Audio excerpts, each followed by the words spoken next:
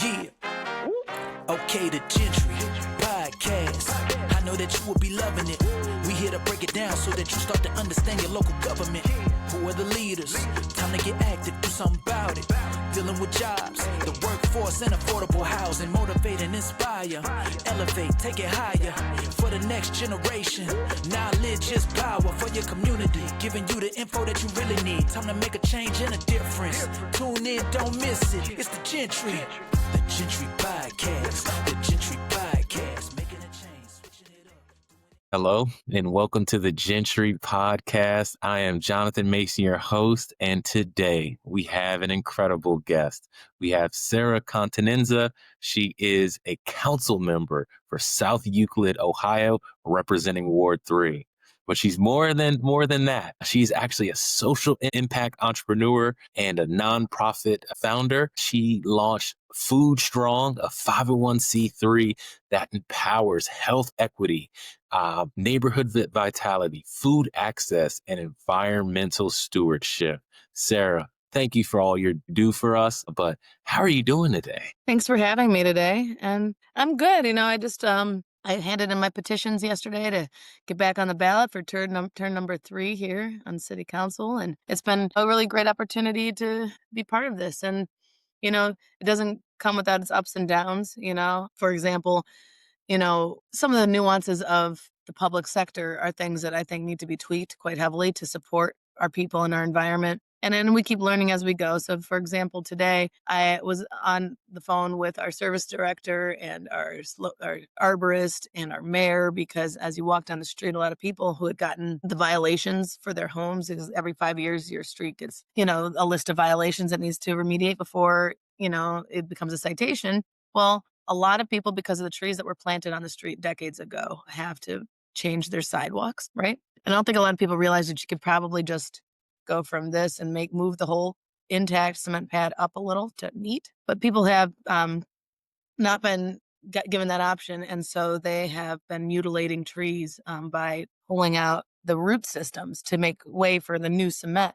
So they basically just killed, I would say, 7 trees on my street. And I just watched it happen. And I'm like, so these beautiful trees, they don't have much time left. And they're probably going to have to be cut down because there's no way they're going to survive. Now they're going to be a hazard. And so my whole canopy was just changed. And it makes me very mad that no one was educated that there were other options, but they just don't want to get cited. So they do what they got to do. And they have to spend thousands of dollars in the process. And, sidewalks aren't even our property. They're public property. So I'm using this as an opportunity. My anger and my tears are going to turn into how we could change our legislation. I was talking to our arborist that works in the city of Cleveland, and he was saying that for these types of projects, a certified arborist has to be on site for every project like this.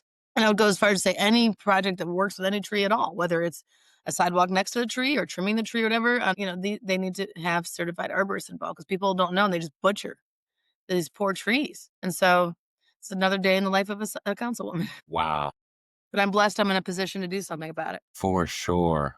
First, before we move forward, I want to say thank you for being here, acknowledging that is not the best morning for you, for your community, and for the trees that provide us the shade, the protection, maintain our air quality, and help us. I'm very sad to hear that. But again, I do want to thank you for you. Here. And I agree. We are blessed to have you in a position to do something. I'm sure most communities would love to have somebody in an elected position that truly cares about the environment to the point that that's what you do outside of the dais as well. So it's where we live. I mean, even if you don't care so much about nature, you literally live here. This is what you see and what you experience and what you breathe every day that you're alive. Well, why wouldn't you want to steward it, And Americans were so into the quick, easy solution or without having to think too much. And something's got to change, That's why I do what I do with Food Strong. We educate kids at a very early age on the importance of, gardening and stewarding our environment and taking care of one another and our communities, growing gardens, planting trees, and seeing the importance of it. Because, I feel like in just a matter of a couple generations, it seems to have been all but lost. Now, at risk of breaking my typical cadence and asking the secret sauce, which I will. But while you're speaking on this, something just came up to me. You're so passionate about the environment and food equity, and I wanted to hear where that came from. You share one part of your background with my father-in-law working in the Peace Corps on the African continent, but where did this passion come from? Was it in you since you were a child? Oh, I mean, I was definitely raised a tree hugger.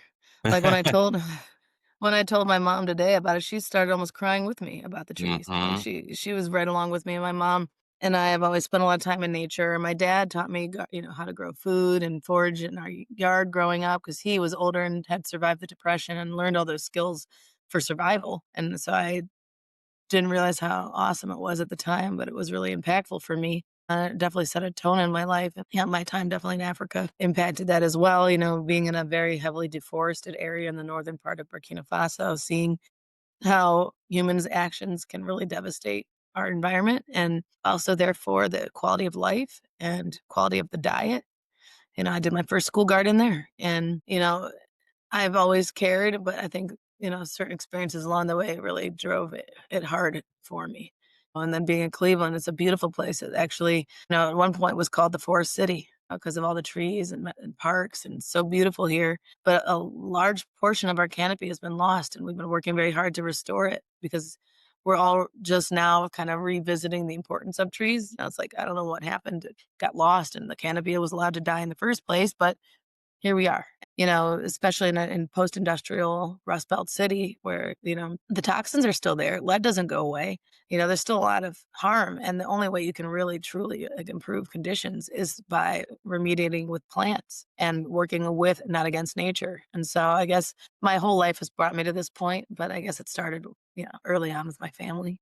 That's amazing. And I love that you said with your father, it came from a place of survival, but you've taken those lessons and create them almost into like a ministry of like a true example. Like you're living a true example for others. And I know your community has to appreciate that. And while we're on the community, so South Euclid, I have to do it. What's the special sauce? What makes South Euclid, Ohio, the best place to live in America? Well, I bought my house here in South Euclid back in 2011 because of the walkability of the neighborhood. It's almost all, like most, I don't think there's many streets at all without a sidewalk. And love that there are a lot of trees. I think we'll get better at stewarding our trees, but we love our trees.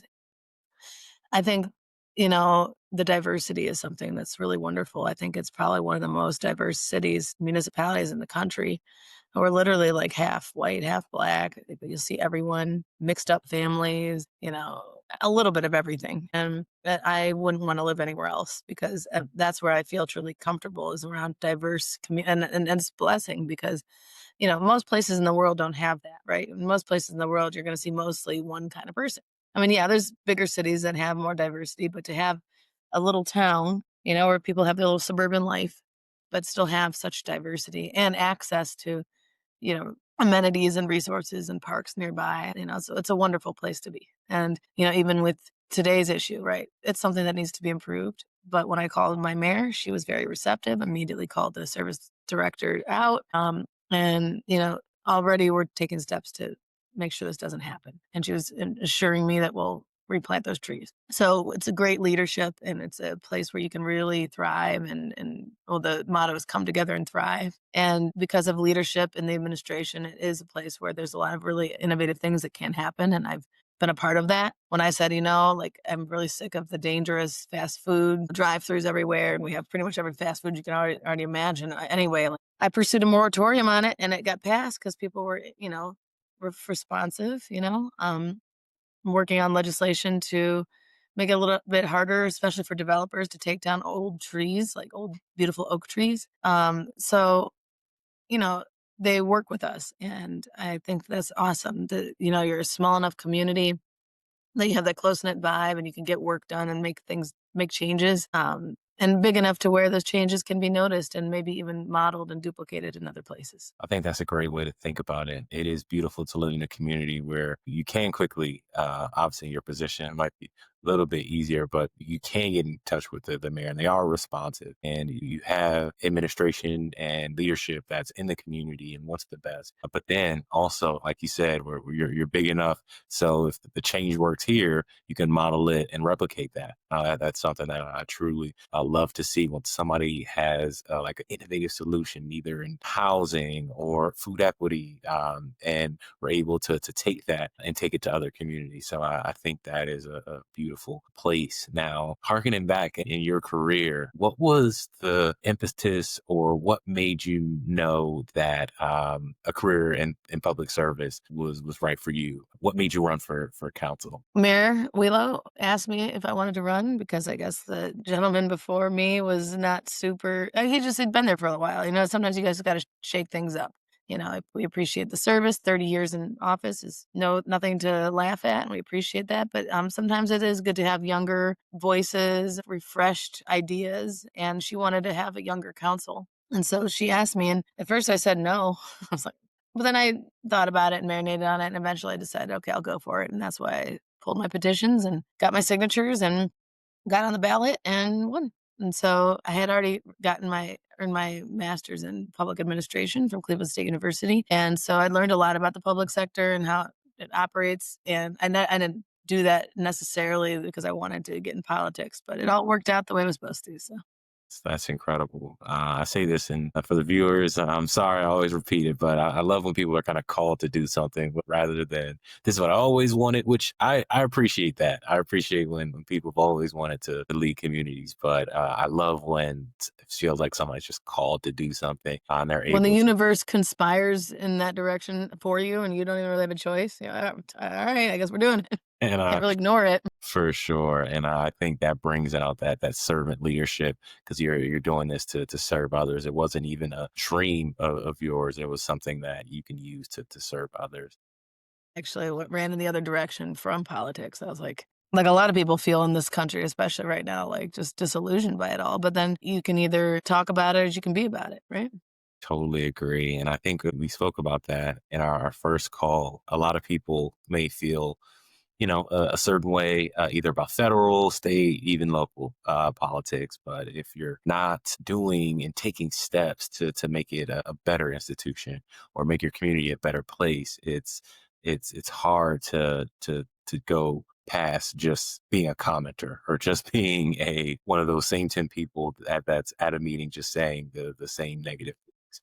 But creating solutions is what we really believe in. Now, kind of on that vein, what are the priorities of South Euclid? Have you guys done a comprehensive plan recently, or any strategic planning processes? This year was our 10-year charter review. And so there were some suggestions that are going to make it to the voters in November from that. And that includes, changing things like how many signatures council people have to get, because right now I had to get 150 just for a ward seat. And if you go to other communities, it's like 50, 25. So we made it down to 100, which is it needs to be voted on. Things like allowing for traffic cameras to give you tickets. And I don't think that's going to be voted for. But there's like little issues like that they did through this. I think bigger picture, we're all about our environment. We're about our, people and our housing stock. It's really important for us to ensure that, our homes stay good quality and that there's no, dilapidation allowed to remain, and going after also, landlords and people that rent out to make sure that there's not allowed to have like big parties or disruptions in this quiet little community. So I think a lot of it is just about protecting our residents. Security forces are always a big emphasis as well, and everyone's always saying how impressed they are with our security forces and how responsive and quick they are. So that's always good. But environment is, again, a big thing. We've been Tree City USA for a long time. We have a tree commission and a tree fund to help fund trees already before me. Now I'm gonna drive it a little bit harder into the paint now, but there's a lot of room for that, and I think the responsiveness. So I would say those issues are some of the more bigger priorities. Yeah, wow, that alignment around the environment seems to read through throughout this entire time we've been speaking. So that is beautiful. One of the things that you brought up was housing. Are there any let's say, barriers to people setting long-term roots? Like, how would you say South Euclid is on the cradle to grave community meter, let's say? Do you feel like people can come as a student, as a person, again, finishing a trade or getting a job, grow into that apartment, then maybe get to a single family house, and then on the back end, maybe downsize and be able to age in place? How's the community doing on long term? We have some apartments, not too bad. Most is like single family, some duplexes. So it's really good for families, young professionals, groups like that. You see a lot of our average age is a lot younger than it used to be. It's like in his 30s now here. Aging in place isn't as easy here. There's not a lot of single floor units. We are talking about building a senior housing facility on Mayfield Road here, but none of that has been, gone, none of that has been determined yet. So I would say the senior component is lacking a little bit more. You'll see some of the bungalows, like the one I live in, being retrofitted with ramps and things like that. Not too hard to retrofit, but in terms of just easy access and stuff, it's not as easy, I would say. But that's why we're working on it. That's all we can ask. Now, as far as growth and industry come, are there any industries that you guys are looking to bring into South Euclid, or are there any industries that you're really focused on retaining in South Euclid? Well, I'll start with the industry that I don't want to see much more of, and that's fast food. As a public health person, we actually put a moratorium on drive-throughs because we have so many. What we'd love to see is more local businesses, local restaurants. We have a lot of fast food. We have a lot of hair salons and grocery stores. We do have, and that's great, is having the grocery stores. But really, like, if I want to go sit down at a cafe, coffee shop, if I want to go get a meal somewhere, sit down meal, there's not a ton of options like that. There's bars that you can get food at. But if I just want like a restaurant with dinner, that's not a bar environment. It's hard to find. So I think that's something we're pursuing more of. There's not really a ton of extra space here for big industry. We do have a couple bigger places on the north side of the community. And I think that it's mostly, though, a bedroom community, mostly housing stock. So being creative in how to bring in revenue without overtaxing our residents is something that we are considering with the space we have. For sure. And that is, I hear that quite often. It's like we have the residential tax base, but our commercial tax base is so much smaller, and you And it don't puts know such a burden on the residents. that. It's like we're burdening the people that we're trying to better with heavy taxes. Just like with the income tax credit that we had to roll back, we were giving 75% back of the local taxes that people paid when there was double. So if you live here, you're paying RETA. And then if you're working somewhere else, you're paying RETA. And before we would give back 75% of that extra tax you were paying. And now we rolled that all back. And so now people are super burdened with income tax. So that's something that I'm trying to explore, how we can give back at least some of that. Yeah, that definitely seems like a difficult balance, maintaining the city, but also just making sure that the community themselves is able to live, survive, and thrive. Is there any initiative or program that you're super excited about that you think is going to have a nice benefit for the community? One thing we're doing is a regional mixed-use transit approach where we're going to be restoring our streetscape to make it more pedestrian and alternative transportation friendly. So that's something that I'm really happy about as an avid biker and as someone that gets more stressed out in life when I have to spend a lot more time in my car. I'd rather be outside more, making that easier and safer for people. I'm happy about. We have a closed college here, Notre Dame College, that was in our community, in my ward actually, and it closed and now it's an empty shell. And so not only does it not bring in any taxes right now, I mean, I guess property taxes because they still own it, but it's just sitting there vacant. And so I think it's a cool opportunity for whenever it ends up being, transferred to potentially sell it to someone that, wants to work with the city. We don't have a rec center here. Youth is a big passion of mine and, creating opportunities for all ages. And so with some of the sports facilities that were on this college's campus that are still there, it'd be really cool to be able to access them in some sort of shared use agreement situation. And so I'm excited about the potential for that. We don't know what direction it's going to come in, but I think that could be really useful for our city. And that's amazing to take something that was a pillar in the community and bring it back as a pillar in another way of the community. When did I'm also working with the schools to do shared use. So we're talking to the district and even the YMCA to like be able to open up the school facilities during breaks, after school, summer vacation, so that the kids have more places to be able to go to. community centers are just so important? Yeah, and we don't have one, so we gotta make do, you know? Having the ability for kids to be kids, for students to be students, and get to enjoy, and then the net benefit of communing with each other and socializing in a positive way, but then also exercising, having fun, just all the things that we want. When did the school shut down? Well, years ago. Wow. So What we've been having a lot of conversations. There's a lawsuit because they say didn't need to close and it was kind of shady how it happened. So there's a lot of things around it that we're not sure how it's all going to happen. Man, that is just definitely tough. Now, have you guys had any, like, obviously building new homes? Have you guys had any like worry about displacement? Has that been an issue that has come up? You mean like people getting priced out? Correct. I would say it has gotten a lot more expensive here. Uh, Development or no, our home values are as high as they've ever been in the community. Average is over 200,000 now here, which was never like that. It was always a lot more accessible in price. Like I bought my house for $75,000. That has been a barrier for some folks. I haven't heard so much of displacement. If you're here already. It's not like you can raise your rent too much, but people coming in has been harder for some folks that want to try to pursue a life here. Now, I have to ask, I wouldn't be doing my job if I didn't. If there is one challenge that you could just snap your fingers, you have a limited budget, you have a limited time, you have unlimited people to help us solve the issue. If there was one challenge in your community that you would change to effectuate a positive benefit for the community. I guess I want to give you two responses. One from like what I know from my work on council, Hmm. and one from me personally. So the one Okay. from I know on council is if it'd be really cool if we could just move to solar roads and like building roads that you don't have to resurface every 10 years because they do it so jankily and using crappy materials and everything crumbles so quick and like you'll have a pothole in 2 years after you build a new street.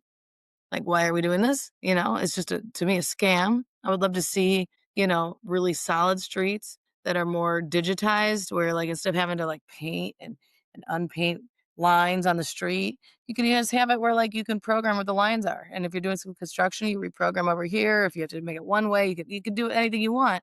Program it and make it solar so that the natural energy that is being harnessed can be utilized to heat the streets in the winter so you don't have to plow them.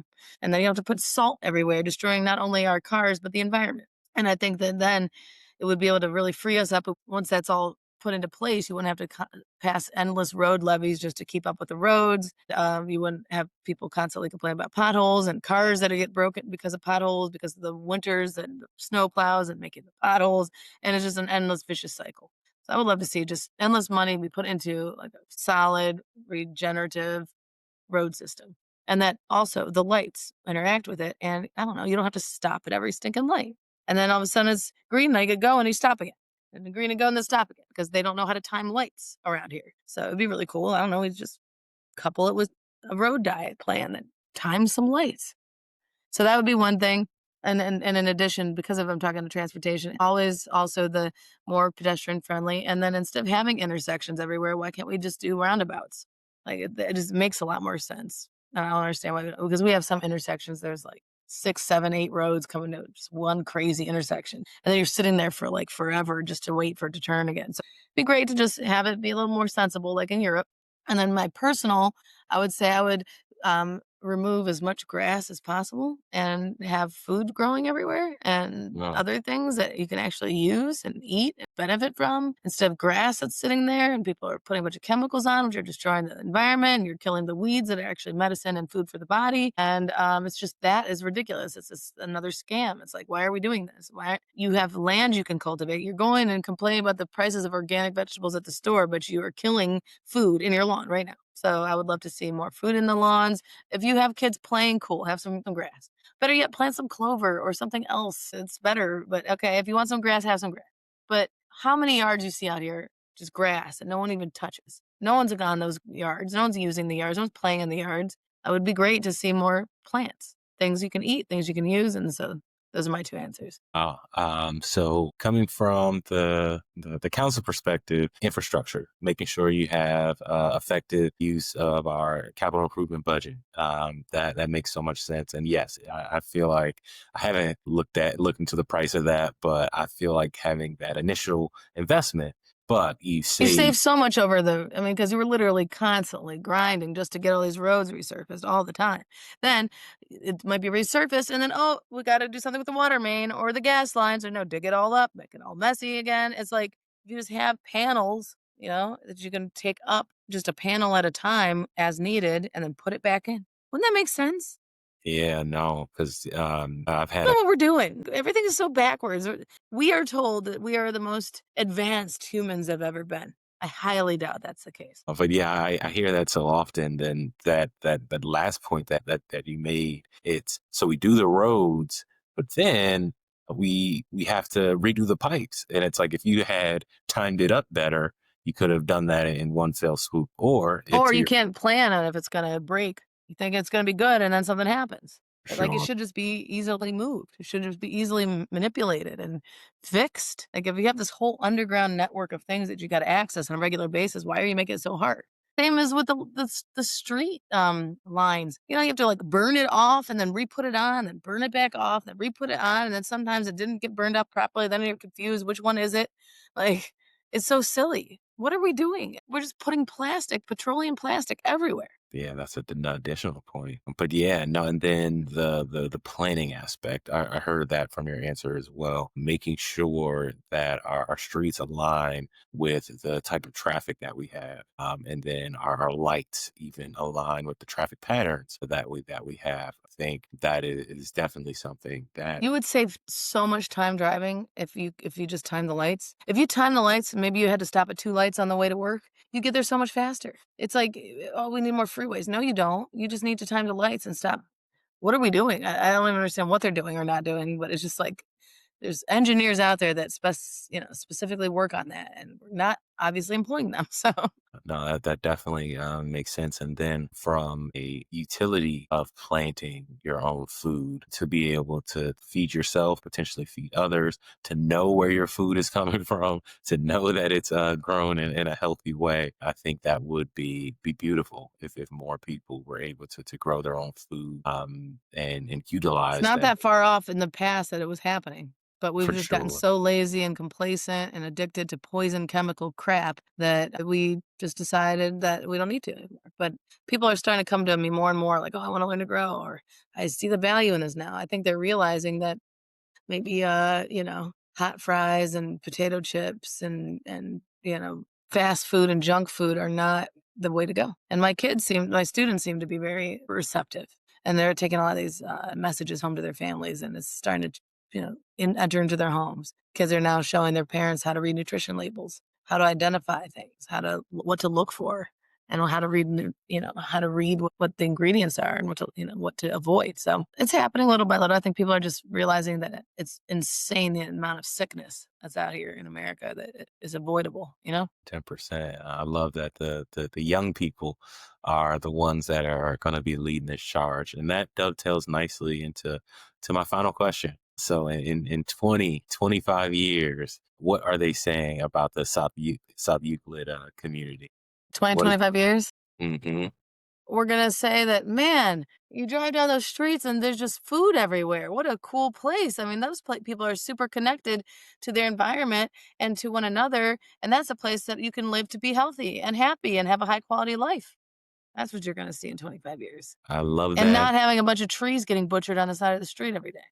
I did no, I get it. I get it. No, it sounds like wow. And I tried to say this earlier, and I hope I didn't belittle the situation because that's not my intention at all. But No, I didn't get that. I'm glad that while I'm sad that this happened, I'm glad that this may be the catalyst for change being enacted at the leadership level to make sure that it doesn't happen again. And to your point, I think with leadership like yourself, and it sounds like the mayor as well, we can have a great outcome. And we can have that in 20, 25 years. People driving around, all they see is food, communication, and connecting with others. So I really appreciate that, Sara. Well, thanks for having me today. And thanks for, elevating the voice of us community servants out here grinding every day for our people. And sometimes it's a very thankless job, but to get the chance to share and have a conversation is always nice. So I appreciate you and everything you do. No, thank you. And to our viewers, I also want to thank you. Again, I'm Jonathan Mason, your host, but this is also Sara Continenza, who is one of the council members of South Euclid, Ohio. She's representing Ward 3 and also the founder of Food Strong. So thank you so much for Thanks for having me, Jonathan. Thank and you. have a great day. Have a great one. Take care. Bye. Bye.